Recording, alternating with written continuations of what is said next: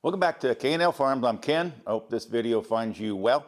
And on one of my previous videos, I explained that we put French cleats in my workshop, and I had a subscriber actually send in a message and wanted to know how I made them and how they actually get applied and how they work.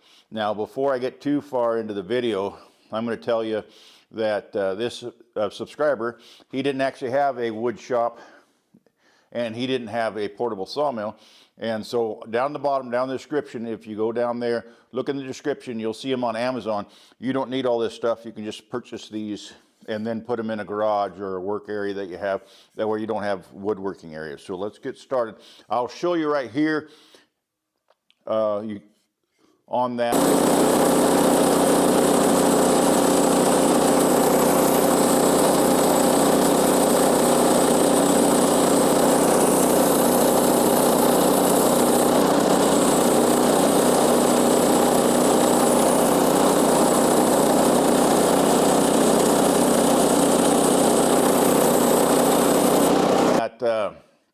How I make these on my portable sawmill, these 1x4s. Okay, then also you can see the cleats on the back, and the reason we like the cleats is we can move stuff right to left, up and down, like if we wanted this light up higher or down lower, or if you're working this area, take the drill index over by the drill, the bandsaw, that type of thing. I'll also theme this organizer, this tool organizer on there if you'd like to take that. And then I'm going to show you real quick that, of course, we got them on the back. And then this is an application I can get out of here pretty easily.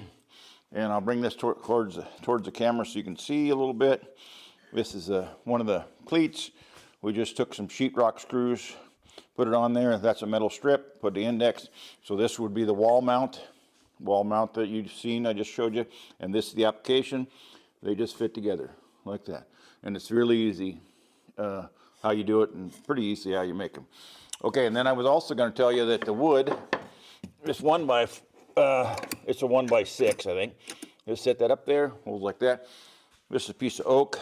Now, of course, we don't make slats out of oak. We keep that for products that we're going to make, but that little glimpse of the sawmill shows you me making this board. I think it's a 1x6, I think. And the other thing is, this one, when we get up here, what happens is with this board is we leave it outside, kill sticks to dry out all summer, and then winter comes for us, and now we have a foot of snow and it's cold, and so we bring this up into the garage to let it dry out as much as we can get. And this one's thicker. That's one thing that's important is we run it through the planer, and we plane these all to the same thickness. The widths don't matter, which here just a minute, I'll get you an example. This is a better example than this one. This example, you can kind of see that the widths are different, but it doesn't matter. So this slat would be on the wall, this slat would be on whatever application you want to put on there, and they just fit together. It doesn't matter. So if I made this one and I make one cut down the center, 145-degree cut down the center, it makes two groups of slats. I'd take one long one, set it in the corner so that we would mount them on the wall. The other one, we cut them into small pieces, and then as we need different applications, we just screw it on there, whether we need a power strip that we can take back and forth, right to left, sanding box, organizers, nuts and bolt screws. This is the driver's set. You've seen the light already. Organizers, chisels, hammers, whatever application we want to do, we just screw it on the back like that. Now I'm going to show you, I'll take you over the table saw. I'm going to need this right here so I can show you how I cut these. Now you've seen how I make the board, plane the board, and then I got to make one cut, and then it's ready to go. And I'll show you how I do that. Okay, should be able to see the table saw, and I'm on the outfeed section of the table saw. If you're a woodworker, you would know I'd never work from this side, always work from that side, but I can illustrate better what I'm about to talk about. 45-degree angle on the blade. Take a board. I've already got it preset for the illustration purposes. This board would look like that. course, it'd be a little bit wider on the one we started out with. Just take it, run it through. As you run it through, comes out. Then you have 2 halves. Now, the boards would be, that one's 5'6", I think. 4 foot, it'd be quite a bit longer, but this gives you an example of how I cut the two and actually make 2 slats or 2 cleats at the same time, and then I just go back and cut them to length on the radio arms now. Okay, now that we got it made, I'm going to give you a couple pro tips. Okay, pro tip number 1 is sometimes you see that very steep edge, that very sharp edge. Sometimes it's good to take a sander and sand that edge off. That way they'll actually fit together better. So you sand both these sharp edges off. Whether the cleats before you put the cleat on the wall for the permanent, or the cleat that fits on the application, this sharp edge sometimes. The other thing is, and I probably can show it to you. I don't illustrate it. Okay, so we've got 4 cleats here.